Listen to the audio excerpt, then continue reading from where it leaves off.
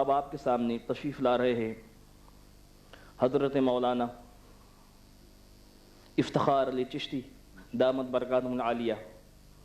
آپ حضرت کے پرجوش نعرہ تکبیر نعرہ سعادت کے چھاؤں میں استقبال کریں. نعرہ تکبیر، نعرہ رسالت، علماء اسلام.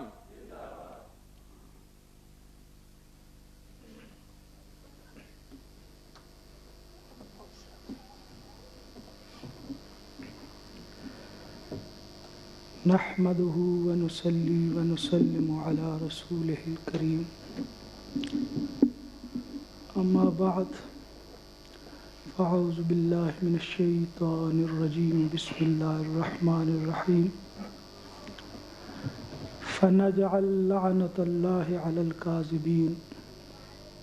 صدق الله العلي العظيم. وبلغنا رسوله النبي الكريم الرؤوف الرحيم. ونحن على ذلك لمن الشاهدين والشاكرين والحمد لله رب العالمين. وقيل لرسول الله صلى الله تعالى عليه وسلم أيكون المؤمن جبانا؟ قال نعم. فقيل له أيكون المؤمن بخيلا؟ قال نعم. فقيل له أيكون المؤمن كذابا؟ فقال لا، أو كما قال عليه الصلاة والسلام. وقد قال الله تبارك وتعالى في شان حبيبه مخبرا وآمرا إن الله وملائكته يصلون على النبي يا أيها الذين آمنوا صلوا عليه وسلموا تسليما. اللهم صل على سيدنا محمد.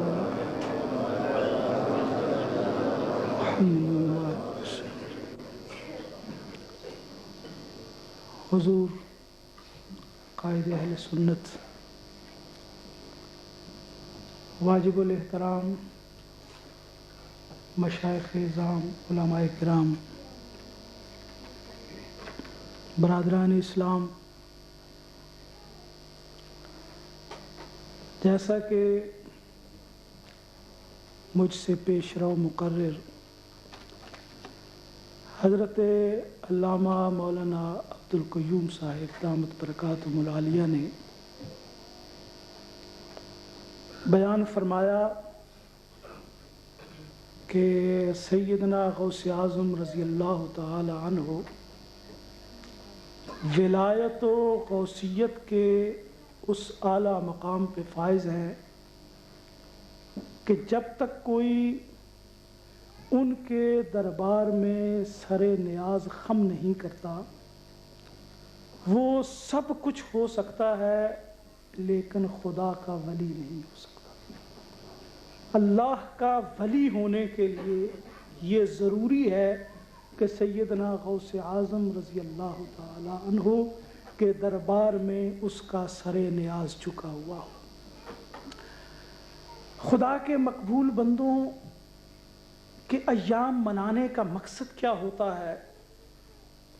متعدد مقاصد میں سے ایک مقصد یہ ہوتا ہے کہ انسانوں کے سامنے ایک عملی نمونہ پیش کیا جائے کہ ایک مثالی انسان کس قسم کا ہوا کرتا ہے. انبیاء کرام دنیا میں تشریف لاتے ہیں تو لوگوں کے سامنے ایک مثال اور نمونہ پیش کرنے کے لیے اولیاء کرام کی اس دنیا میں تشریف آوری لوگوں کے سامنے ایک مثالی انسان، ایک مثالی بندے کا نمونہ پیش کرنے کے لیے ہوتی ہے. اور ان کے اس دنیا سے پردہ فرمانے کے بعد جو ان کے ایام منائے جاتے ہیں تو ان کا ایک مقصد یہ بھی ہوتا ہے کہ ان کے ماننے والوں کے سامنے ان کا اسوہ پیش کیا جائے، ان کا نمونہ پیش کیا جائے. اور آنے کا مقصد یہ ہوتا ہے کہ جو ان کے بارے میں بتایا جائے، ان کی عملی زندگی کے بارے میں جو بتایا جائے، اور کچھ نہیں تو کم از کم جب بھی ہم کسی بزرگ کی محفل میں شامل ہوں، کسی عرس کی محفل میں شامل ہوں، کسی ولی اللہ کہ تذکرے کی محفل میں شامل ہوں تو اتنا تو ضرور کریں کہ اس کی زندگی کی جتنی خوبیاں تھیں ان میں سے کسی ایک خوبی کو تو اپنانے کا تہیہ کر کے اس محفل سے کم از کم جس محفل میں ہم آئے ہیں اس محفل میں حضرت غوث اعظم رضی اللہ تعالی عنہ کی زندگی کے جتنے فضائل ہیں، جتنے کمالات ہیں، جتنی خوبیاں ہیں، وہ ساری اگر ہم نہیں اپنا سکتے تو کم از کم ایک خوبی جو باقی علماء کرام بھی اپنے اپنے وقت کے مطابق بیان فرمائیں گے، لیکن ایک خوبی جو ہے وہ تو ہم یہ فیصلہ کر کے اٹھے، ہر آدمی اپنے اپنے طور پہ دیکھے کہ میرے اندر کیا خامی پائی جاتی ہے، جس خامی کو حضرت غوث اعظم کی شمع نورانی کی روشنی میں اپنی زندگی سے میں دور کر سکتا ہوں۔ تو میں نے جس چیز کا انتخاب کیا ہے کہ آپ حضرات کی خدمت میں حضرت غوث اعظم رضی اللہ تعالی عنہ کی زندگی سے کیا چیز پیش کروں، وہ ایک ہی چیز پیش کرنے کا میں نے ارادہ کیا ہے۔ ہزار خوف ہو لیکن زباں ہو دل کی رفیق، ہزار خوف ہو لیکن زباں ہو دل کی رفیق، یہی رہا ہے ازل سے قلندروں کا طریق کہ کچھ بھی ہو جائے صداقت کا دامن جو ہے وہ انسان کو نہیں چھوڑنا چاہیے۔ لعنت جو ہے وہ بہت بری چیز ہے، لیکن اللہ کے کلام میں جھوٹ بولنے والوں کے لیے لعنت کے الفاظ آئے ہیں کہ جو انسان جھوٹ بولتا ہے وہ لعنت کا مطلب یہ ہوتا ہے کہ انسان اللہ کی رحمت سے دور ہو گیا، جو خدا کی رحمت سے دور ہو گیا۔ میرے دوستو اب بتاؤ اس کا کام کیسے چلتا ہے؟ یہ سارا نظام اس کی رحمت کا تصدق چل رہا ہے۔ جو خدا کی رحمت سے محروم ہو گیا اس کے سارے کام کیسے چل سکتے ہیں؟ تو اللہ تبارک و تعالیٰ نے اپنے پاک کلام میں ذکر فرمایا ان لوگوں کا کہ جو جھوٹ بولتے ہیں، جھوٹی بات کرتے ہیں، اور اللہ تبارک و تعالیٰ نے ان کے لعنتی ہونے کا ذکر فرمایا۔ اس کے بعد جو میں نے آپ حضرات کے سامنے احادیث طیبہ میں سے ایک حدیث پاک پیش کرنے کی سعادت حاصل کی، آقا و مولا محمد مصطفیٰ احمد مجتبیٰ علیہ افضل التحیت و اجمل الثناء سے عرض کی گئی کہ یا رسول اللہ اَیَکُونُ الْمُؤْمِنُ بَخِیلًا، کیا مومن بخیل ہو سکتا ہے؟ حدیث پاک میں آتا ہے لا يدخل الجنہ خپ ولا بخیل ولا منا، کہ جو بخیل ہے، جو چغل خور ہے، جو احسان جتلانے والا ہے، وہ جنت میں داخل نہیں ہو سکتا۔ اس سے آپ اندازہ لگا سکتے ہیں کہ بخل، کنجوسی جو ہے وہ کتنا بڑا عیب ہے۔ لیکن حضور سے جب پوچھا گیا کہ یا رسول اللہ اَیَکُونُ الْمُؤْمِنُ بَخِیلًا، کیا مومن بخیل ہو سکتا ہے؟ آپ نے فرمایا نعم، ہاں، ایک مومن بھی ہو اور بخیل بھی ہو ممکن ہے۔ پھر پوچھا گیا یا رسول اللہ اَیَکُونُ الْمُؤْمِنُ جَبَانًا، کیا یہ بھی ہو سکتا ہے کہ جس کا تقیہ، جس کا ایمان خداوند قدوس پہ ہو، دو عالم سے کرتی ہے بیگانہ دل کو، دو عالم سے کرتی ہے بیگانہ دل کو۔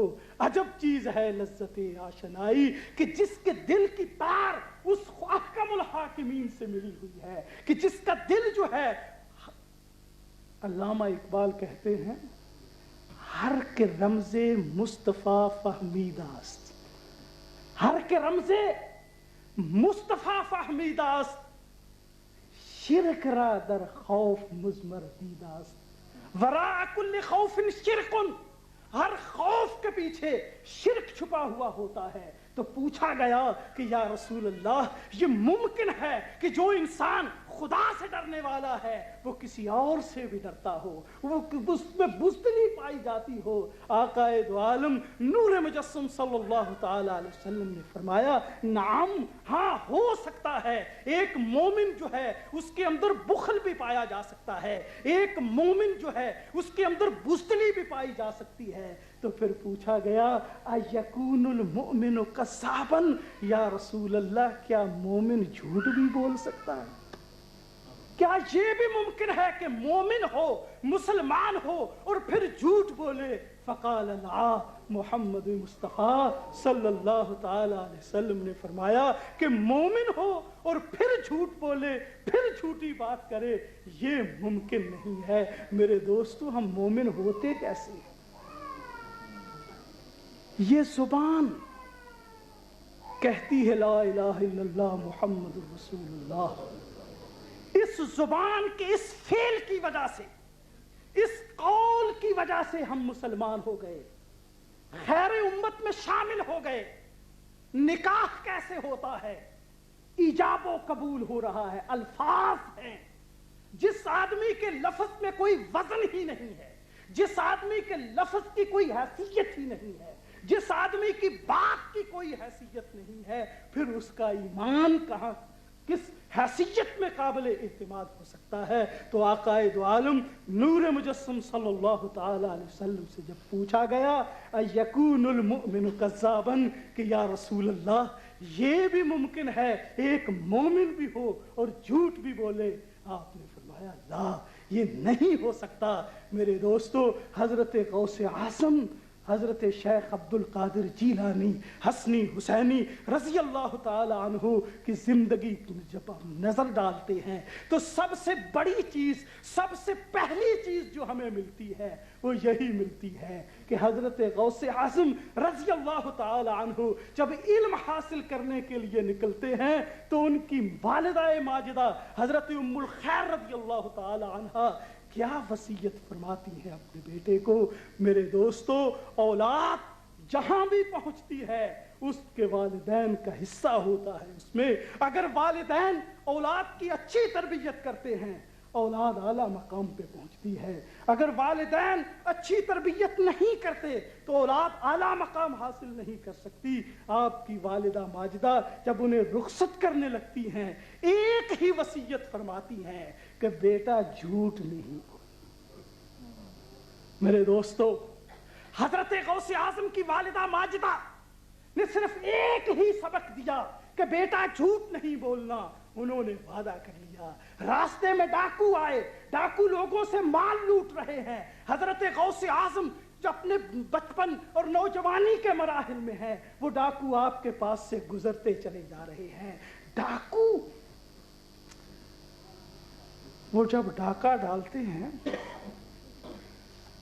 جتنا کسی کے پاس مال زیادہ ہوتا ہے وہ اتنا ہی پریشان ہوتا ہے، اور جو آدمی بالکل مطمئن ہوتا ہے وہ سمجھتے ہیں اس کے پاس ہے ہی کچھ نہیں جو مطمئن ہے۔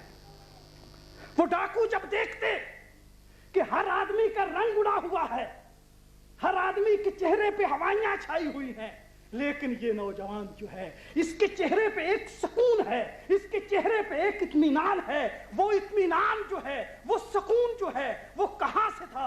الا ان اولیاء اللہ لا خوف علیہم ولا هم یحزنون۔ وہ سکون جو ہے وہ تو انہیں ولایت سے میسر تھا، لیکن وہ اپنی نفسیاتی جائزے کے مطابق پاس سے گزرتے جاتے تھے کہ اس کے پاس کچھ نہیں ہو سکتا، اگر کچھ ہوتا۔ یہ دولت جو ہے یہ پریشانی بھی دیتی ہے، نہ ہونا سکون مہیا کرتا ہے۔ اب وہ مطمئن ہیں، وہ پوچھتے، آخر ایک ڈاکو نے پوچھ لیا کہ تمہارے پاس بھی کچھ ہے؟ میرے دوستو، حضرت غوث اعظم رضی اللہ تعالی عنہ کی والدہ نے وہ 40 دینار جو ان کی گدڑی میں کے نیچے سی ڈالے تھے وہ ان کی زندگی کا آخری سرمایہ تھا۔ بعد میں کوئی ڈرافٹ نہیں آنا تھا، بعد میں کوئی چیک نہیں آنا تھا، بعد میں کوئی منی آرڈر نہیں آنے تھے، کوئی دوستوں عزیزوں کے ذریعے، بعد میں یہ نہیں کہ وہ 1 مہینے کا خرچہ تھا، نہیں، والدہ نے، ان کے والد ماجد جو اس سے پہلے ہی پردہ فرما چکے تھے، وہ یتیم نوجوان اپنی زندگی کی آخری پونجی جو ہے، واحد پونجی جو ہے، وہ صرف اس وجہ سے نہیں چھپا رہا کہ اپنی والدہ سے وعدہ کر کے آیا ہوں کہ بیٹا سچ بولنا۔ وہ 40 دینار ڈاکوؤں کے سامنے نکال کے رکھ دیے، لیکن میرے دوست جھوٹ نہیں بولا۔ کتنا بھی بڑا فائدہ حاصل ہو رہا، کتنا ہی بڑا نقصان کیوں نہ ہو رہا، سیدنا غوث اعظم رضی اللہ تعالی عنہ کی زندگی اپنے ماننے والوں کو پکار پکار کے کہہ رہی ہے، ہزار خوف ہو لیکن زباں ہو دل کی رفیق، یہی رہا ہے ازل سے قلندروں کا طریق۔ وآخر دعوانا ان الحمدللہ۔ جزاکم اللہ۔